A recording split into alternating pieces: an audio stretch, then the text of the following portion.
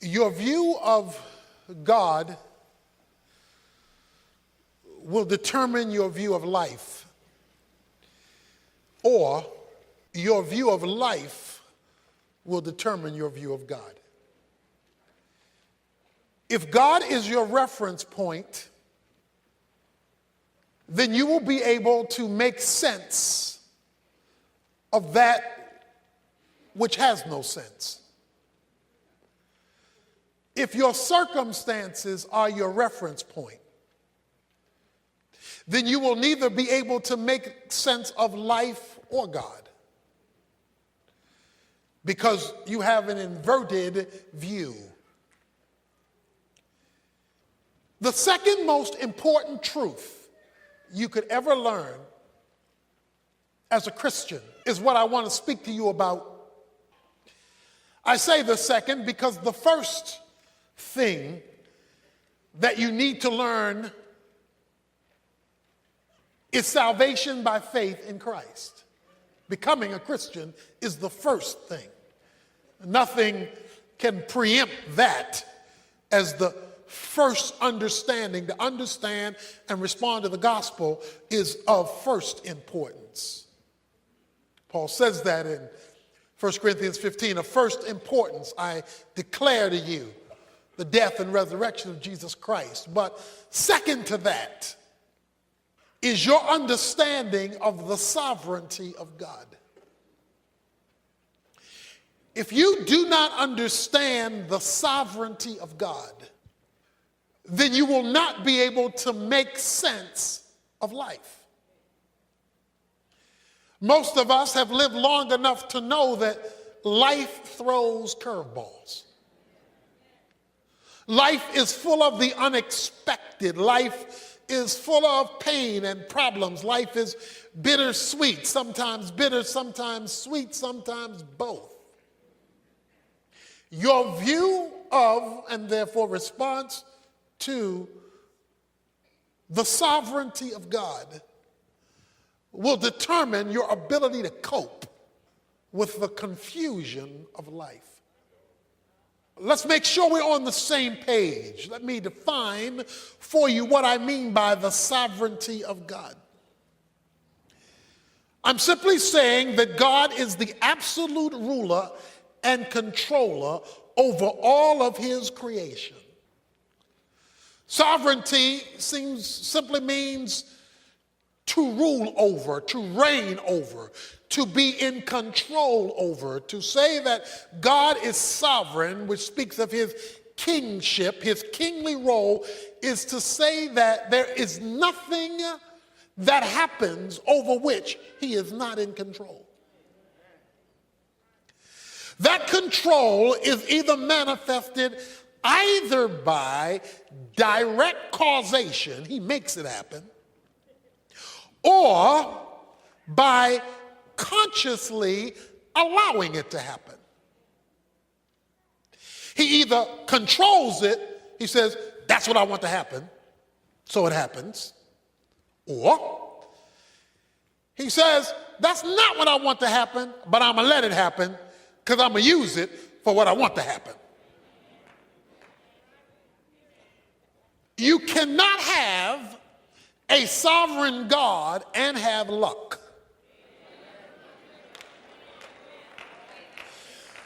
You cannot have a sovereign God and have chance. You cannot have a sovereign God and have fate. Because that means those terms refer to things happening haphazardly, with no order to them, with nothing in control. They just show up.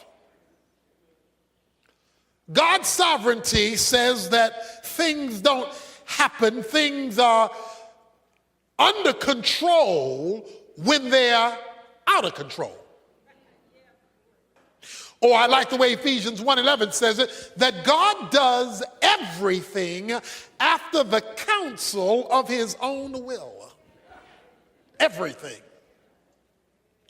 He is creator, controller, and sustainer of all things. So we've got to establish this as the governing principle of life. The governing principle of life has to be the sovereignty of God. Therefore, you can never first appeal to your circumstances. If God is sovereign and you're not sovereign, that means your circumstances are not sovereign. God is. So the reference point for life must not be life, it must be the sovereignty of God. This leads me to probably the greatest verse, I would say, in the Old Testament, maybe in the Bible, when it comes to life circumstances, as it comes to the intersection of the sovereignty of God, and that is found in Genesis 50. It comes at the end of a saga of a young man's life that we have spoken of often. His name is Joseph. Joseph has been sold into slavery by his brothers who were jealous of him. Joseph, having been sold into slavery, winds up working for a man named Potiphar, because the slave owners took him to Egypt. They sold him as a slave to Potiphar, where Joseph climbed the ladder of success and became Potiphar's administrative assistant, managing all of his household affairs. While managing his household affairs, Potiphar's wife sought to seduce him, and he refused. In her anger over his refusal, she cries rape, making Potiphar, of course, furious that this man who he had entrusted over all of his affairs would seek to rape his wife, which was not true. And Potiphar gets Joseph thrown in jail. So he's sold into slavery for no just cause. Now he's in jail for no just cause. While in jail, there are two men who are in jail with him. One man is sentenced to death. One man is set free. Joseph says to the man who's set free, "Remember me to Pharaoh." Remind him I'm still here. The man who he talks to forgets. He's free. He's not remembering nobody else. And now he is now forgotten. This is 12 to 13 years of events I just described for you. Every time it looked like he was going up, zoom, he went down. You talk about it's not fair. Joseph could say, this is not fair. Pharaoh has a dream he can't interpret, that he doesn't understand.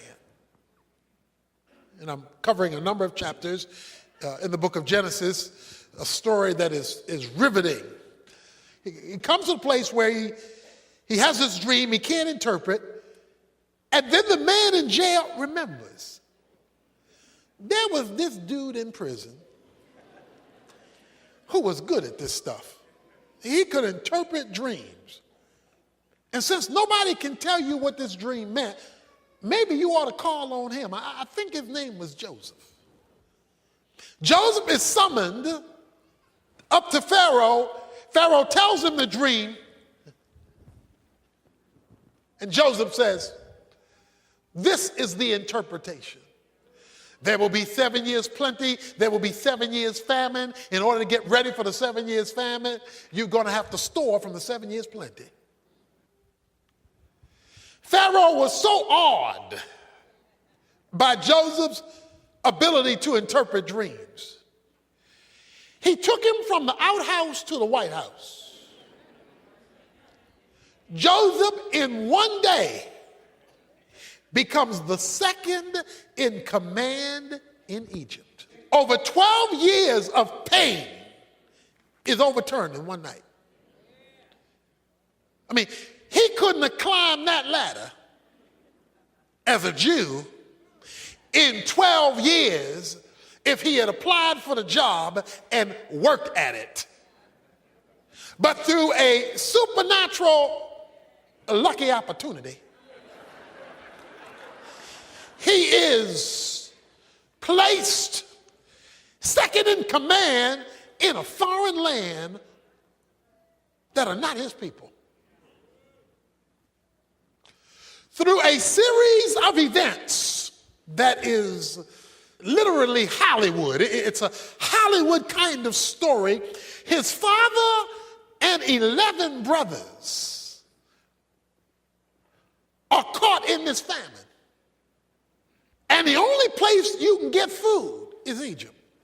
Egypt, because of the interpretation of the dream, has all this extra storage. So the only place you can get food is you got to go to Egypt. So the brothers make their way up to Egypt. I'm going somewhere with this. Stay with me. They make their way up to Egypt to request food. Joseph recognizes these are the boys that sold me into slavery. These are my brothers. But they did not recognize him. Of course, years have passed.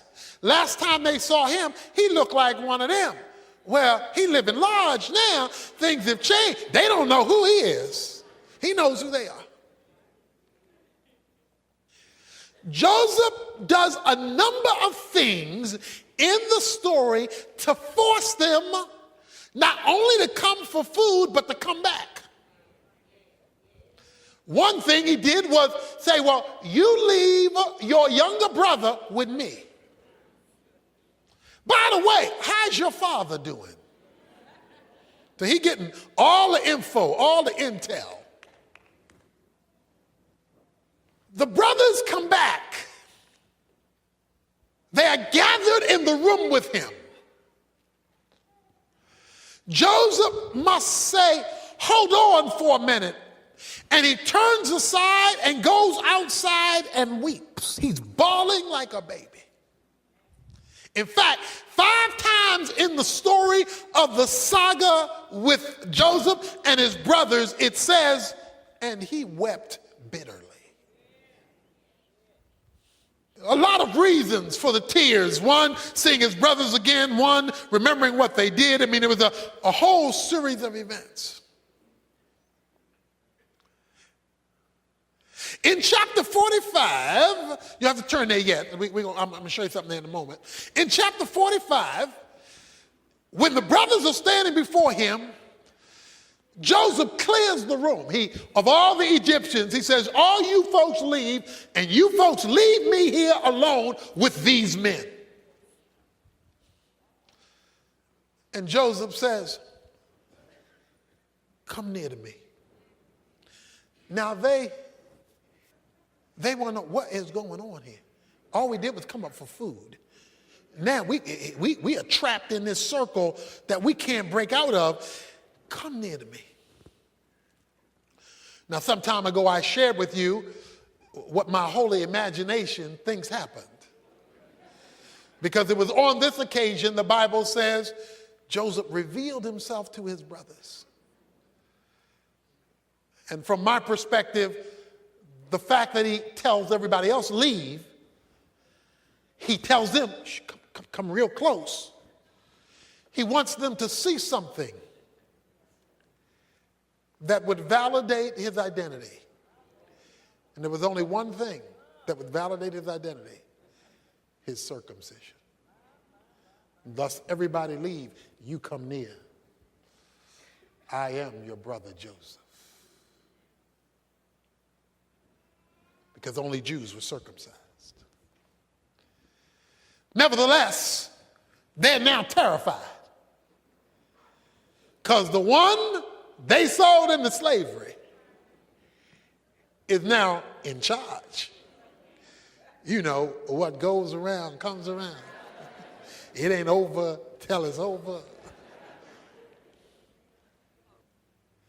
In chapter 50, the brothers saw that their father was dead. Jacob is now dead, the father.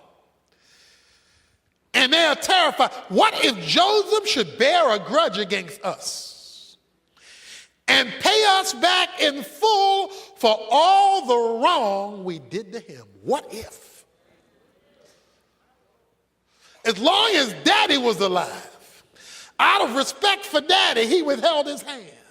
But now daddy ain't here to hold him back. What if he now is going to get even? So they concoct a story. They make up a story in verse 16. Said, your father charged before he died. Daddy told us to tell you. Please forgive, I beg you, the transgression of your brothers and their sin, for they did you wrong. Please forgive their transgression of the servant of God, of your father. And again, Joseph wept before them. It wasn't fair. It wasn't right. His life got messed up because they messed him up. Has there been anybody in your life who's messed you up? What they did to you, what they did about you, how they put you down, how they treated you, how they reneged on you, whatever, it has messed you up for years. Because he went through 12 years of torture for something he had never done wrong. His brothers came to him and fell down and said, behold your servant. And then Joseph says the words that are at the heart of my point this morning. Do not be afraid, verse 19. For am I in God's place? You meant evil against me, yet you did me wrong. But God meant it for good, in order to bring about this present result, to preserve many people alive. It doesn't get stated any clearer than that. Am I in God's place? He says, I am looking at this through a different set of eyes than you are. You're looking at what you did to me, and what you did to me was wrong, but what you did to me is not my final reference point. What you did isn't the bottom line. What you did isn't the final point. What you did didn't make it over. He says, you meant it for good. You did me wrong, but you meant it for evil. You did me wrong, but God meant it for good, to bring about this present result. When life treats you wrong and you focus only on the wrong, then you're missing the point. When life treats you wrong, God is still in control. When it's not fair, it doesn't mean it's not God. When God allows people and things to do things to those who are committed to him, you can be assured that he's allowing bad things for a good reason. Let me say it another way. Anything that happens in your life, because God is sovereign, must pass through his fingers first. God has the power to stop it, reverse it, correct it, kill it. If he didn't, he wants to use it. You meant one thing when you sold me into slavery, but God meant something else when you sold me into slavery. You were thinking, I'm mad, I'm irritated, we're jealous of you, we don't like you, we don't want you here anymore. That's all you were thinking. But when God lets you get through with that, he was up to something else.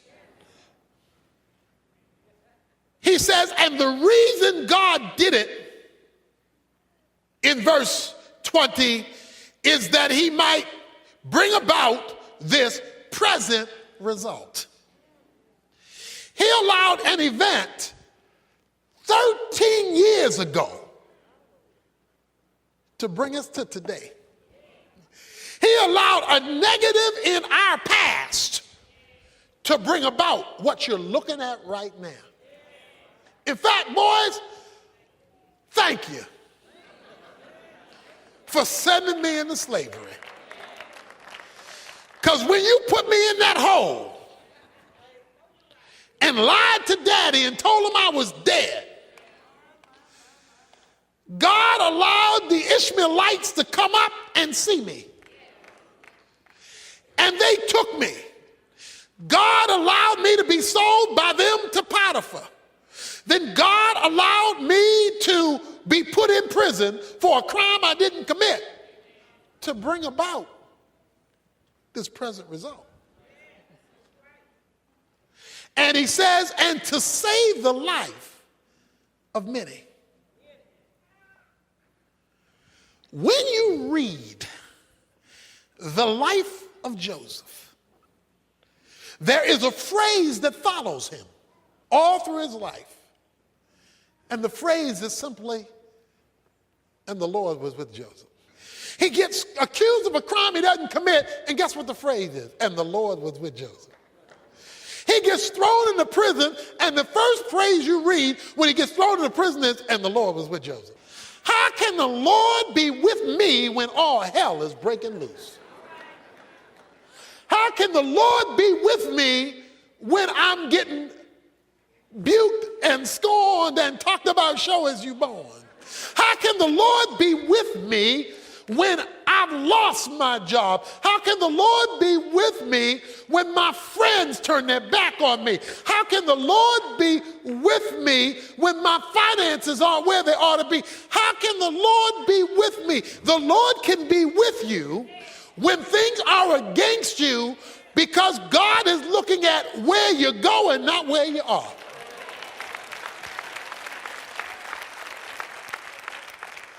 You see, our problem is all we see is what we see. And if what we see we don't like, then our first question is to indict God, where are you? Unless you understand God is sovereign and that he controls all things, either by determining them or by allowing them for a greater purpose, you're going to be stuck where you are. You're going to be bitter and you're going to be angry. God is so big. Let me tell you how big God is. The Bible says that God holds the world in the span of his hand. Now, the span of your hand is simply to open your hand and to measure the distance from your thumb to your pinky. That is the span of your hand. He wants you to know how big God is. He says God is so big that the whole world fits between his thumb and pinky of one hand. Now, if the whole world fits between the thumb and pinky of God, he don't need his arm, he don't need to grab it, he don't need his feet to hold it up, he don't need all that. All he needs is one hand, and the whole world fits there. See, what you have to understand, what we have to understand is God is bigger than the sum total of his creation. He is not part of the creation. He is bigger than the creation. However, he is involved in the detail. This same God who controls everything from the palm of one hand is the same God who doesn't miss a sparrow when it falls to the ground. So he is big enough to run everything and yet detailed enough to miss nothing. He did not miss what happened to you. But because Joseph had a view of God that transcended his circumstances, he could interpret his circumstances in the light of who God was. And God is so big that his plan can incorporate bad. He is so big, God can't do bad. God doesn't promote bad, but God can use bad for his plan. One of the proofs or tests of your spirituality is whether you see the hand of God when you're looking at the hand of man. I hope you didn't miss that. One of the tests of your spiritual progress is whether you see the hand of God when you're looking at the hand of man, especially when the hand of man is negative. Yeah, you get your praise on when the hand of man is good, because then you're seeing, well, that must be the hand of God. But when the hand of man is bad, if you are a spiritual person, you're watching the hand of God, using the hand of man in its evil, in spite of its evil. Joseph was confident in the plan of God. Look at chapter 45. Verse 4, then Joseph said to his brothers, please come closer to me. And they came closer. And he said, I am your brother Joseph, whom you sold into slavery. So this way he calls them close. And now do not be grieved or angry with yourselves because you sold me here. I'm going to talk about that in a moment. For God sent me before you to preserve life. Don't get mad at what you did, because what you did, God did. For the famine has been in the land these 2 years, and there are still 5 years in which there will be neither plowing nor harvesting. And God sent me before you to preserve you for a remnant in the earth, to keep you alive by a great deliverance. Therefore, it was not you who sent me here, but God. And he made me a father to Pharaoh and lord of all of his household, to rule over the land of Egypt. You didn't send me here. Now let me show you another scripture. Psalm 105, verse 16. And God called for a famine upon the land. And he broke the whole staff of bread, and he sent a man before them, Joseph. Now this is the psalmist writing many years later after all these events have happened. And he sent a man before them, Joseph, who was sold as a slave. They afflicted his feet with fetters, put him in prison. He himself was laid in iron for a crime he didn't commit, remember?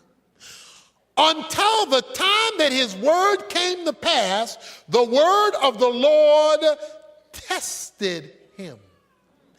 The king sent and released him, the ruler of peoples, and set him free. He made him lord of his house, Pharaoh did, and ruler over his possessions, to imprison his princesses at will, that he might teach the elders wisdom. And here's what I want to point out. Israel also came to Egypt. Israel is Jacob. Jacob's name was turned to Israel. All right, let's put this in perspective now. Remember now.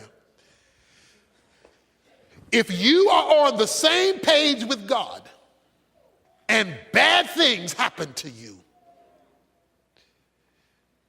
You must look at the bad things as the hand of God and not merely the hand of man. That's my point. God knows what he's doing. In allowing that to come to you, he knew it was coming. He decided not to stop it, so he must plan to do something with it. You say, but why is he allowing the negative? He tells you in Psalm 105, he says, to test him. Joseph, you talking about all that, I trust in the Lord. You say you believe in me, you have confidence in me. Let's see. Do you trust me when man's hand is against you? When you are committed to God and man's hand is against you, it's a test. It's a test. God wants to see whether you trust him, not hear it. Do you trust him when it's going backwards? When it is going in reverse? Are you blessing his name now? Are you worshiping him now? Are you giving him glory now? Are you coming to church now? Are you serving him now? Are you giving now? Are you responding like he's good even when it's bad? God allowed the negative to test you. God was up to something much bigger. In fact, the reason it took so long was because it was so big. Let me give you good news about a long test. If you're in a long test, it's because there's a big reason. So let me tell you the reason. He says, Israel came to Egypt. God made a promise years earlier to their forefather named Abraham. I'm going to make of you a great nation. I am going to make of you a great nation, and when I make of you this great nation, as part of this process of bringing this nation into being, God says, you will be in a land called Egypt for 400 years. And out of that 400-year experience, I'm going to give birth to a nation that will come out of your offspring, and this nation shall be my people and shall glorify my name. That goes way back. That's what Joseph's great-granddaddy. That's way back. Question is, how was God going to keep his promise? He got Joseph's brothers to sell him into slavery. The slave owners sold him to an Egyptian. The Egyptian sent him to prison. He became the confidant of Pharaoh. He's the only one who could supply the food, which brings his 11 brothers up to Egypt. While they are now living in Egypt, they become the children of Israel, expanding in Egypt.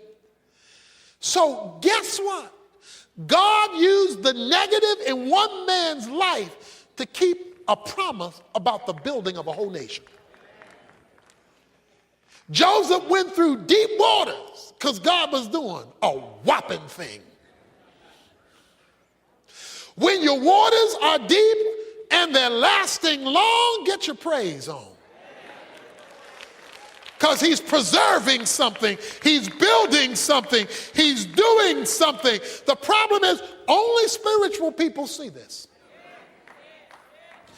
The carnal are complaining. The carnal are cussing and fussing and rebelling. The carnal are spending all day asking why rather than spending time giving thanks in everything.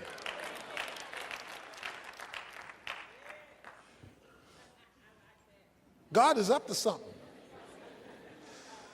If his delay is one negative on top of another, and you're walking with him. See, Joseph was walking with God. And because he was walking with God, it was not wasted time. If you're not walking with God, you don't know what is going on, and you mad all the time. Verse 21 of chapter 50, so therefore do not be afraid. I will provide for you and your little ones, my nieces and nephews. So he comforted them and spoke kindly to them. I need to read that again.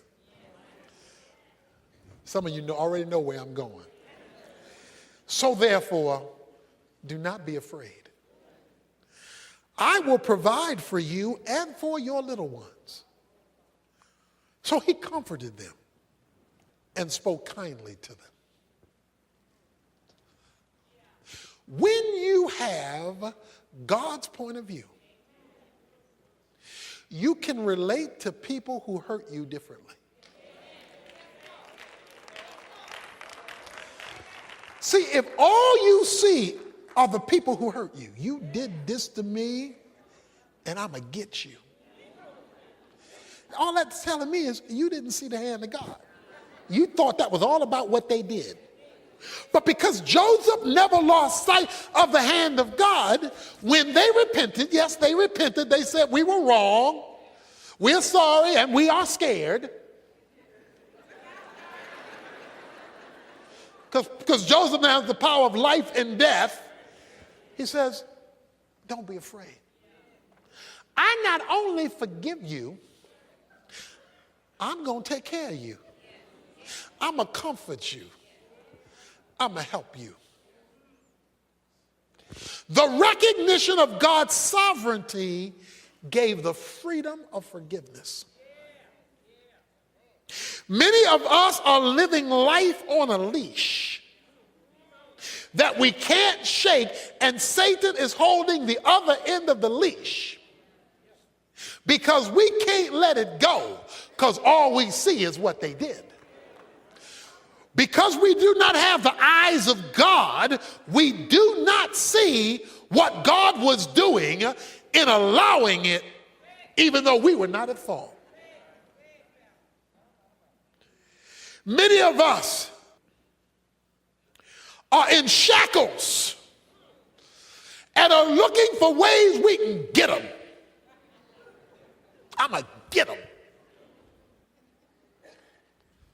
Let me show you 1 Peter 3:9. Apostle Peter says these words, not returning evil for evil or insult for insult, but giving a blessing instead. For you were called for this very purpose, that you might inherit a blessing. Now, they're not going to tell you what I just told you in the street. They're not going to tell you that. But we're talking about a spiritual perspective. He says, rather than paying them back, have the mindset of giving a blessing so you, watch this, inherit a blessing. Why? Because you are looking at what God is doing. He released them from their debt because he was looking at God's sovereignty. If Joseph would have held on to the grudge, he would never have passed the test. And if he didn't pass the test, he would never have inherited a blessing. He inherited a blessing because he passed the test. Many of us are being tested by the hand of a sovereign God, but he cannot elevate us because we refuse to take it or pass it. And we're living in bitterness and anger because we saw the hand of man and missed the hand of God. It's time to push the delete button because you're looking at the hand of God. It's time to set somebody else free so you can be set free. because you're looking at the hand of God. You're not stuck with the injustice because God is up to something. And he decided to use the injustice to get you where he wanted you to be. He said, God used it to bring me to this place. One of the reasons that I'm in Dallas today is a broken leg in a football game. A small thing, a broken leg in a football game. Pow! Broke my tibia and fibula in a football game.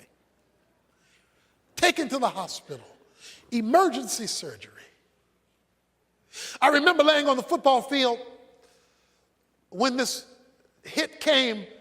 I was hit with a crossbody block after intercepting a pass. By the way, I held on to the ball.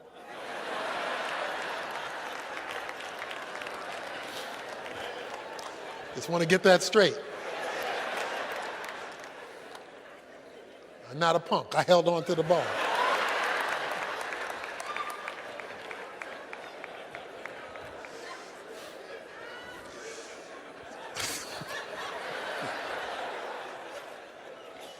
I'm laying out on the field, and I will never forget it. I remember saying, as I laid out on the field, not my will, but thy will be done. Because like football was everything to me. I mean, I lived for football. But that produced a series of changes that led me to Bible college, where I met a professor who encouraged me to come to Dallas Seminary, where I met a professor who challenged me to start a church. And so we are here, as Joseph said, in this place. God wanted me in this place.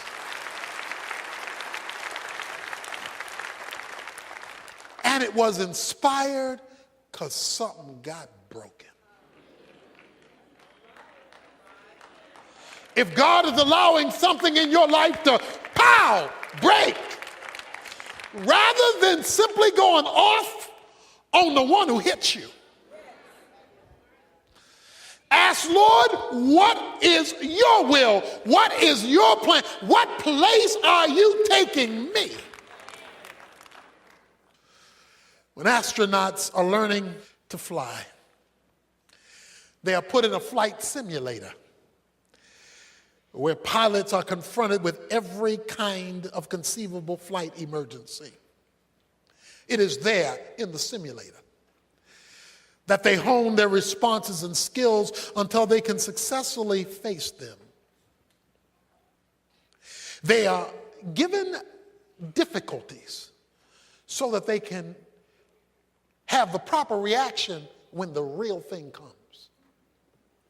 The simulator really isn't the real thing. It just feels like it. They are preparing them in the test for when they get high, for when they're elevated, when they take off.